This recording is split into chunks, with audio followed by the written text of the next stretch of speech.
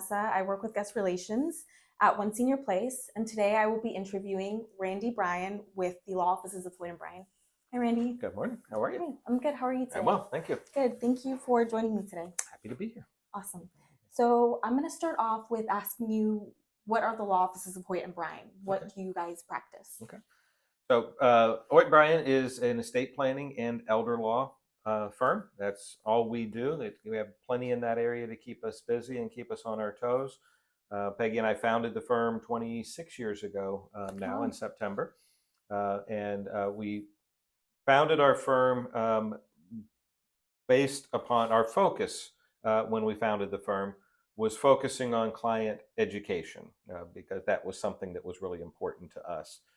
We felt that having informed clients was created a better client because they came in with information, they came with some baseline to be able to participate in their planning rather than just being passive participants. They were able to be active participants in their planning. So, awesome. So estate planning is what we started with in the practice. Both of us, Peggy and I, both came from an estate planning background. We both did the estate planning. I had an additional background in the elder law area, and as we worked together, we both handling those areas, so estate planning and elder law. Okay, awesome. And so I know you mentioned that people will come in asking like lots of questions in regards to estate planning. What are some things that you see often when it comes to estate planning, like any questions that seniors might have that might feel overwhelming to them sometimes? Well, I think one of the most common questions that we get is the whole will versus trust debate. Is it, people will call and saying, I've heard I have to have a trust, I need to get a trust, or what type of planning should I get? I think that's probably one of the most common questions, a misconception about what that is. And in our general response to that, as we sit down and talk with clients, is that a will plan is not better than a trust plan. A trust plan is not better than a will plan. They just do different things.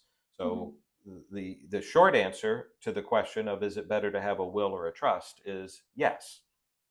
It's better to have a will or a trust than nothing at all because everybody has a plan. Everybody that exists has a plan in place. It's just a question of whether it's a plan that they've participated in creating or whether it's the default that the state of Florida has created for them. So creation of a plan of some sort is always going to be better for you or your family.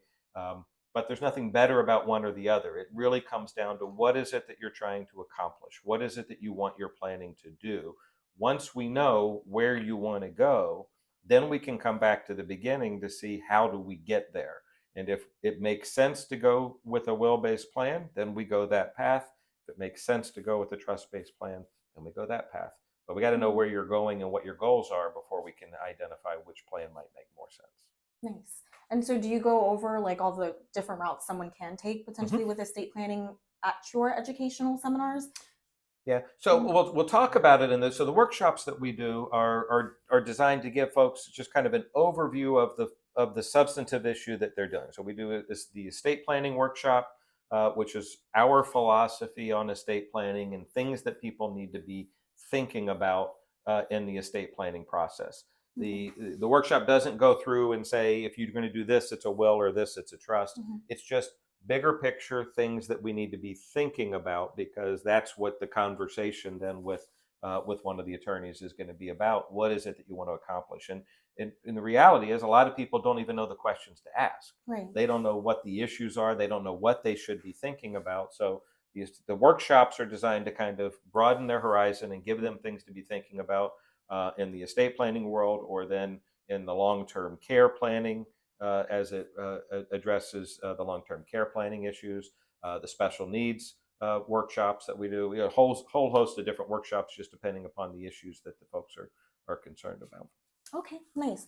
And then so would you say like when it comes to the estate planning process, the workshops are like the foundation, like that's the base, and then you go through different steps? Yeah, and everybody is, we meet the client wherever they are with that. Some people like to have a little bit more information before they come in, and they like that idea, and they want to do the workshops, and so that's why we offer them. We encourage folks to attend a workshop to get that information. Mhm. But by no means is it a requirement. And Okay. we'll have some folks that'll say, no, I'm not really interested in the workshop. I want to come in and sit down and talk to you. And that's perfectly fine. Mhm. Then they just come in and we start the conversation with them in that initial meeting. So wherever they are, whatever they're most comfortable with is fine.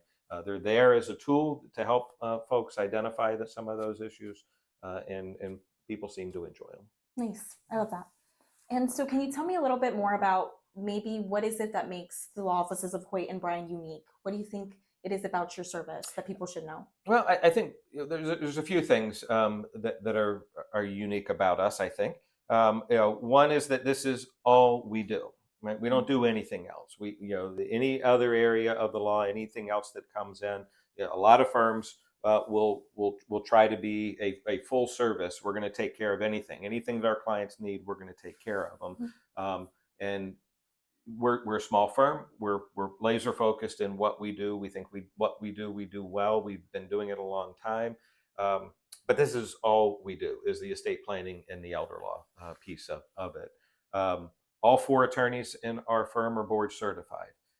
So Peggy and I hold a dual board certification. We're both board certified in wills, trusts, and estates, as well as in elder law. And then Sarah Miller, who's one of the other attorneys, partners in our office, is board certified in elder law, and Michelle Gamula is board certified in wills, trust, and estates. Awesome. So all four of us are board certified. So we think that's a testament to our dedication to this area of law and to what we do. And so another thing that I saw when I was looking like through your website, I see that you also do planning for pets Mhm. and animals, and I see that you also have some pets here at the law offices as well. Why do you think that's important? Why do you advocate for pets as well? Well, the reality is pets are kind of like minor children. Mhm. They can never take care of themselves, right? They're Yeah. always going to be dependent upon someone else to provide for them and for their well-being. And pets, for many people, are extensions of their family. They are their children. They are someone they love. If you ask my kids, sometimes they will say that their mother loves her dog more than them. And as so. So pets are part of our lives. They are, we love them, and we need to make sure that Mhm. they're provided for and they're taken care of as well. Because if we're gone, they can't provide for themselves. So there needs to be a plan in place for how those pets are going to be taken care of, who's going to be doing that. And there's a whole bunch of different levels of planning for pets. It can be an informal approach to planning for pets that the family has an understanding and that they're going to be doing it. You can have a formal provisions for them with regard to in your will or in your trust, providing that the pets will go to a caretaker who's going to be able to Mhm. take care, a pet caregiver who's going to take care of them. And maybe you need to leave them some money as well because they cost money, Yeah. right? They're not out there working and providing revenue for the family or providing revenue for themselves. So there's expenses with them. So sometimes it's just naming that pet caregiver and leaving some money for that pet caregiver. And other times it's actually creating trusts for the benefit of those pets and providing dollars that go into a trust and providing longer term money and availability. And it's wherever clients are, again, Mhm. is where we meet them. It's just having the conversation is important because the vast majority of times people aren't thinking about Yeah. what happens to their pets when they're not here. So That's awesome. I love that you all focus on that as well. I yeah. think it's important. So, one last question for you. What is your um, favorite part about working at the law offices of Hoyt and Bryan? um, Well, I mean, I'm fortunate to have found a profession that I really love. I really Mhm. enjoy. You often hear the saying that if you love what you do, there's never Mhm. you never work a day in your life from there because I've never never had the concern about I got to go into work today. Oh, I've got to Mhm. do that stuff. It's every day I'm meeting with clients and helping them with some of the most important decisions and some of the most important things that they're ever going to do. I mean, we get the privilege of working with families to help them navigate through some of the most challenging aspects of their life with the people and the things that are most precious to them in the world, and that's their family, their children, their grandchildren. Being able to work with them, and pull out of them and help them acknowledge, what is it that they want to accomplish for the people that they love, helping them understand the different ways that they can accomplish that, uh, pulling all of that stuff together and helping them develop those plans, is really rewarding. And it's, and a lot of that stuff is a deferred reward, right? We see it, we know it, but clients hopefully are living long, happy, long Mhm. lives, and they're not going to see the results of that for many, many, many years. Where we get the more kind of, from our standpoint, kind of the instant gratification of seeing the benefit of the services is in the long-term care side of it. When we have folks who are in crisis with family members who